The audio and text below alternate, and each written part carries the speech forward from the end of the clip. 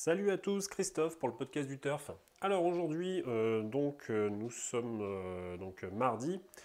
Donc comme tu le sais, moi je fais 3 podcasts par semaine. Donc je fais un podcast le mardi, je fais un podcast le jeudi et un autre le samedi. Écoute, tu sais, là je réfléchis un peu à toutes ces histoires de podcasts. J'aimerais structurer un petit peu plus quand même mon histoire là, parce que tu sais, enfin voilà, enfin je sais pas si toi tu partages un peu ce que j'aime quoi, moi aussi, c'est-à-dire les courses hippiques et puis les paris. Et du coup, j'aimerais structurer un peu ça, quoi, histoire que on se perde pas dans les discussions, parce que tu sais, moi, si je m'écoute, je me laisse un peu aller, tu vois, moi je pars vite en vrille. Et puis du coup, je te parle un peu de tout et de n'importe quoi, et du coup le podcast il peut durer une demi-heure. En fait, tu vois, je vais même tout avouer, en fait, c'est-à-dire que hier j'ai fait un podcast, ça a duré 35 minutes. Alors je vais pas le mettre en ligne parce qu'en fait c'était le grand n'importe quoi. Alors c'était pas que c'était pas intéressant en soi, tu vois.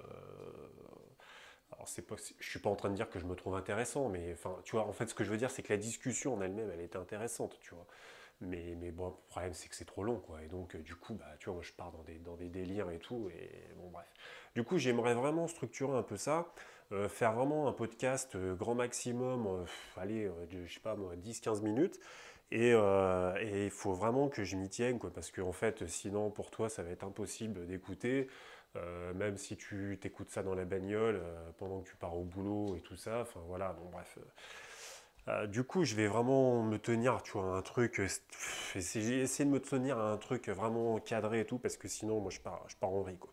Donc voilà, donc écoute, du coup, cette semaine, ouais, du coup, dans la structure aussi, pareil, je finis mon aparté. Tu vois, je commence, hein, ça y est, là, je commence déjà à partir en couille. Euh, du coup, euh, du coup, ce que je voulais te dire, c'est que j'aimerais aussi chaque semaine, tu vois, parler d'une thématique. Alors après, tu sais, bon, dans les courses, ça peut être tout et n'importe quoi, hein. Et puis moi, d'ailleurs, je connais pas tout non plus, donc tu vois, moi, ça me permet aussi, tu vois, de me renseigner, tu vois, de pouvoir bah, te transmettre, tu vois, ce que moi j'ai appris, ce que j'ai appris il n'y a pas longtemps d'ailleurs, ou ce que je sais depuis plusieurs années.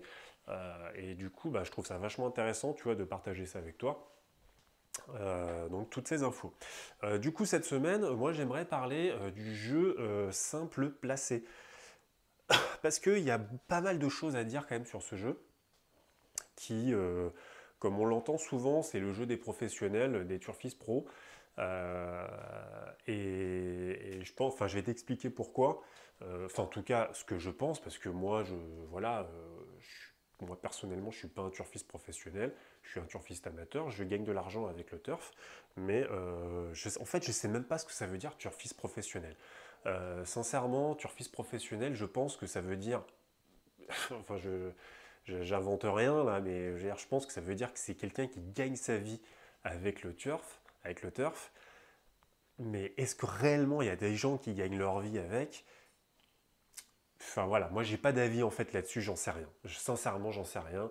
Je sais pas si on peut vraiment gagner sa vie avec le turf. Il faut avoir un capital, vraiment je pense, il faut avoir un sacré capital quoi, à mon avis, pour pouvoir miser pour gagner sa vie, tu vois. Enfin, c'est possible. Je pense que c'est possible, mais faut pas, enfin voilà, faut voir une psychologie très particulière, chose que quasiment personne n'a, tu vois. Je pense qu'il faut être capable de miser 300 euros par jour, tu vois, pour pouvoir se dégager un bénéfice conséquent. Enfin, tu vois, voilà. Et du coup, on peut parler du jeu simple placé parce qu'il est vachement intéressant ce jeu, si tu veux.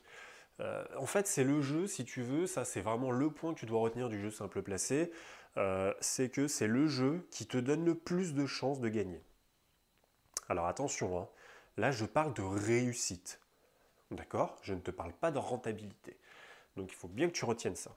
Si tu veux avoir le plus de chances de gagner, c'est-à-dire avoir le meilleur taux de réussite, c'est vers le jeu simple placé qu'il faut que tu te tournes. Ok? Et en fait, en faisant ça, tu vas du coup avoir des cotes qui peuvent être assez intéressantes même si vraiment tu analyses la course correctement au préalable et que tu vises des chevaux qui ne sont pas forcément dans les 3 premiers favoris, par exemple. D'accord? Euh, donc tu peux avoir même des cotes hein, entre, je sais pas moi, 2, 3, 4, quoi, tu vois, en simple placé. Hein. Alors bon, cote de 4 en simple placé, c'est que vraiment la cote en gagnant est assez élevée. Et du coup, ça fait partie un peu des outsiders ou des tocards. Mais ça peut être quand même assez intéressant, tu vois. Maintenant, voilà, moi je peux te donner une petite astuce, c'est que, et c'est surtout valable pour les courses de trot lors du quintet plus, c'est que, en fait,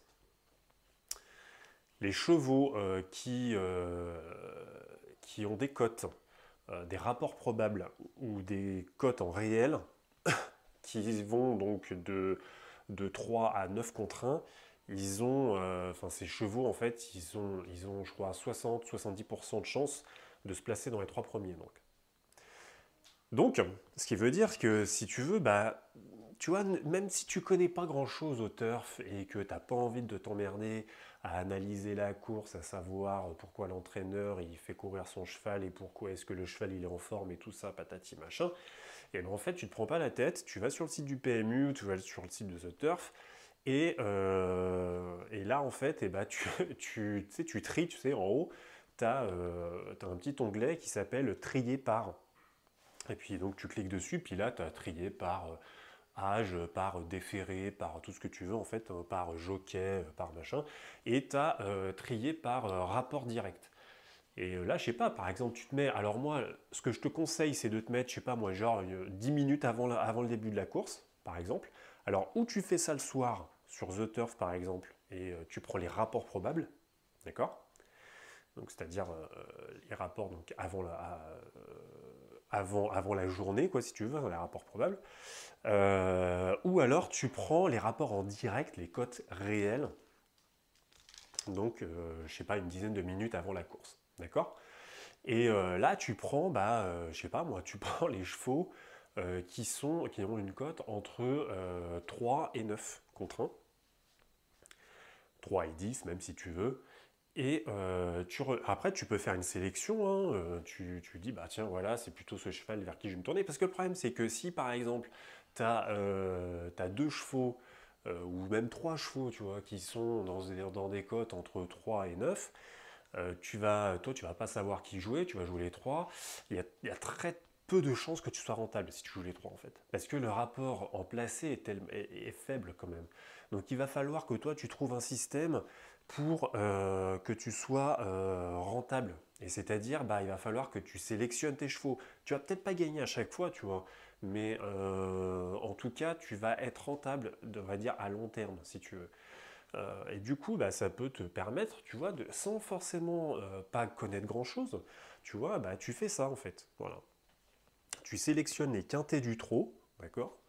Là, tu prends les rapports probables ou les cotes réelles entre 3 et 9. Et là, tu sélectionnes ton cheval qui va probablement se placer dans les trois premiers.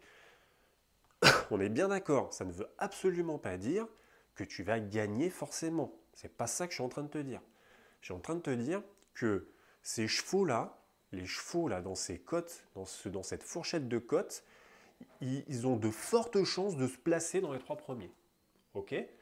Donc voilà, surtout, là je suis pas en train de te dire, ouais vas-y fonce les yeux fermés, tu peux y aller. Toi, il va falloir aussi que tu fasses un petit boulot on va dire, d'analyse sur ces trois chevaux, quoi. Tu vois, enfin voilà, moi j'ai trois chevaux parmi ces trois chevaux, qui a vraiment le maximum de chances de se placer et pourquoi. Tu vois, ça faut le comprendre aussi.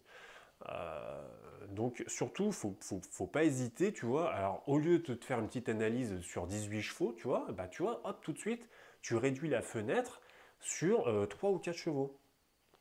Ok? Si vraiment, mais alors si vraiment, vraiment, vraiment, et là c'est vraiment le dernier petit truc que je te donne sur le rapport, sur le jeu simple placé dans les courses de trot. Si vraiment tu n'as pas envie de te prendre la tête à analyser quoi que ce soit, en fait ce que tu fais c'est que tu prends ces chevaux, d'accord? Tu en as 2, 3, 4, peu importe, et là tu prends le mieux placé dans la synthèse de la presse. Donc pareil, tu vas dans pronostic, sur le site du PMU, tu vas dans pronostic, et là, tu prends les chevaux que tu as sélectionnés, ok, et tu regardes le mieux placé. Si c'est Le quatrième favori, bam, hop, tu mises. Ok? Si c'est le premier favori, par exemple, alors attention, premier favori, pas des cotes, mais de la synthèse de la presse. Ok? C'est vraiment différent. C'est-à-dire que parfois, tu sais, la synthèse de la presse donne, j'en sais rien, moi, le cheval A en premier favori, avec tant de points, c'est celui qui a le maximum de points, si tu veux. Et en fait, ce qui se passe, c'est que le premier favori des cotes, c'est-à-dire celle des parieurs, hein, c'est là où on mise de l'argent sur le cheval, et c'est un autre cheval, c'est le cheval B. D'accord? Donc en fait, ce que tu fais, c'est que si par exemple le cheval B, en l'occurrence, qui n'est pas le premier favori de la synthèse de la presse, si le cheval B, il a beaucoup d'argent sur lui, en fait, c'est le premier favori des cotes, si tu veux. Admettons, j'en sais rien, moi, il a une cote à 2,5 contre train, par exemple. Lui, tu le laisses tomber, d'accord? Tu le laisses tomber, il n'est pas intéressant. Tu ne mises pas sur lui, ok? Tu vas miser sur un cheval qui a une cote entre 3 et 9, d'accord? Et entre 3 et 9 en gagnant, hein, pardon. Hein. Ok. Et du coup, tu vas miser en placé. Très important. Ok. Tu regardes, je suis peut-être en train de m'embrouiller là. Hein. Mais je répète, et je vais essayer d'être beaucoup plus clair. Ça se trouve, tu as peut-être déjà compris. Mais je te répète. Donc, en fait, tu vas sur le site du PMU. Tu tries par rapport direct. D'accord? Là, tu enlèves les chevaux qui ont une cote en dessous de 3. Tu laisses tomber ces chevaux, d'accord? Tu prends les chevaux qui ont une cote entre 3 et 9 en gagnant, d'accord? Et là, en fait, ou toi, tu vas faire ta propre analyse et tu vas miser sur un cheval, d'accord? Sinon, si tu n'as pas envie de te prendre la tête, tu regardes la synthèse de la presse, tu vas dans le pronostic, tu regardes la synthèse de la presse, tu regardes qui est le mieux placé, tu mises sur lui. Voilà. Ok? Donc voilà, donc là tu vois ça fait déjà 12 minutes, tu vois je suis une vraie pipelette, je me vois pas, enfin bref, je pars dans des trucs et du coup tu vois regarde je continue encore, je suis vraiment pénible. Allez ok, écoute, donc jeudi on se fait un autre podcast, pareil sur le jeu simple placé. Je te raconterai deux, trois trucs, deux, trois petites astuces aussi pareil pour rentabiliser le jeu simple placé parce que c'est pas forcément évident, tu sais, tu gagnes pas grand chose et du coup ça serait quand même pas mal d'améliorer un petit peu cette rentabilité avec le jeu simple placé. Écoute, je te dis à jeudi, salut!